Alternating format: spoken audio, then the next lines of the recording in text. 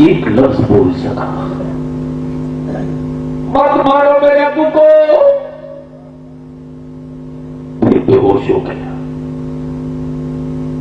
मैं पूछता हूं कब तक कफन कब तक बांटोगे? रिलीफ कब तक बांटोगे?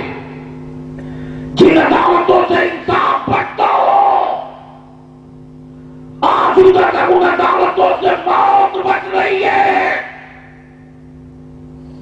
इन्हीं बातों को बलियावी कहता है।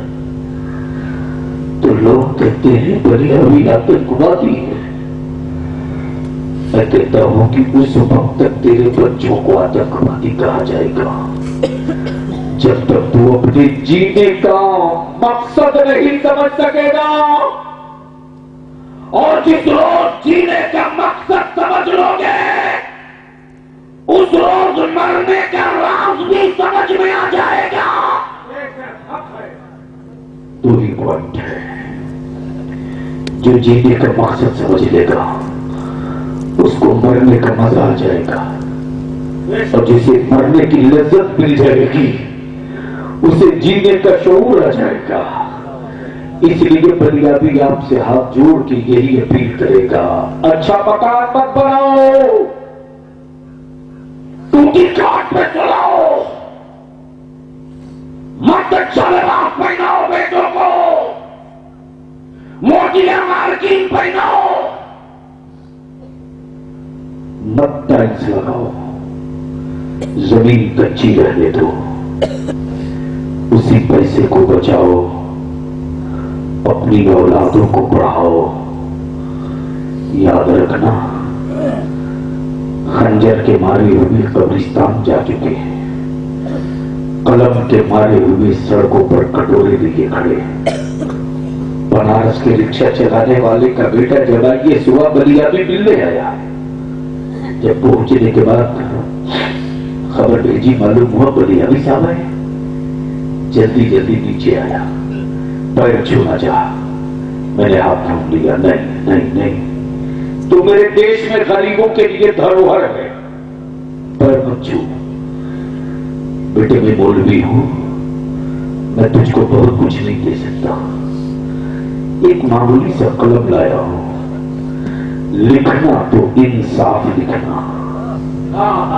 और एक छोटा सा गुलदस्ता लाया हूं, जहां रहना हमारे हिंदुस्तान में मोहब्बतों की खुशबू फैलाते रहना। ये दो चीज है। लेकिन तू बता कि तुझको आईएएस बनने का जुनून कैसे सवार हो गया? तेरा मकान कौन सा है? बोला बाप बलियावी साहब, वो नाले के मुड़ेरे पर जो प्लास्टिक की पन्नी है, वो प्लास्टिक की पन्नी का झोपड़ा मेरा है, उसी में मैं पैदा हुआ हूं।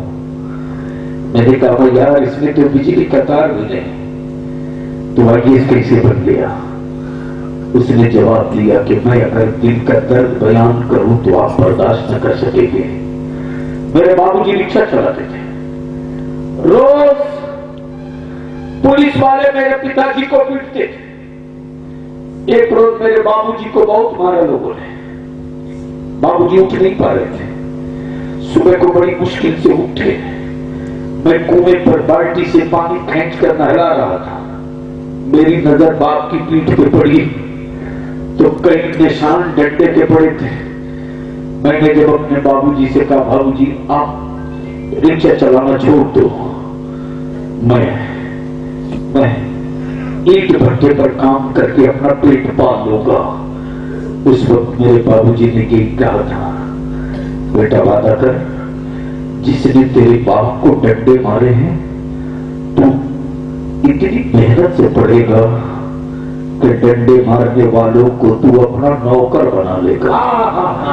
वादा कर।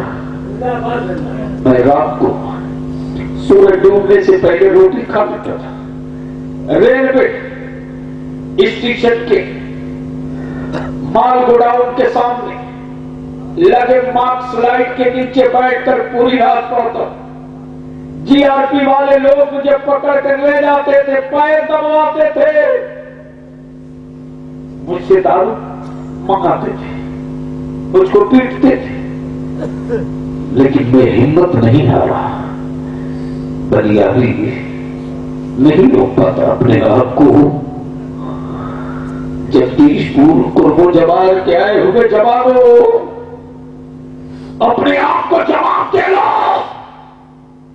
हमें मत समझाओ, अपने दिल को समझा लो।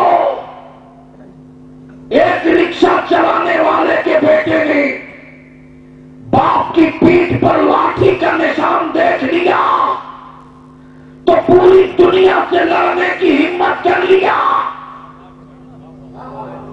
बता, इस मुल्क की कौन सी दीवार है जिस पर मेरे बच्चों के खून के धब्बे नहीं दिखते हैं?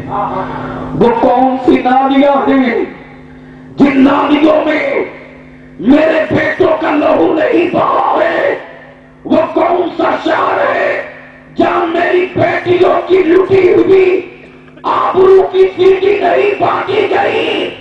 बलियावी कहता गैरदार मावों के दूध पिए हो, मावों के दूध की अजमतों का सौदा नहीं किए हो, मां के दूध की गैरतें बाकी है तो अपने जीने का एक कैलेंडर तय कर लो, अपने मरने के मकसद फिक्स कर लो।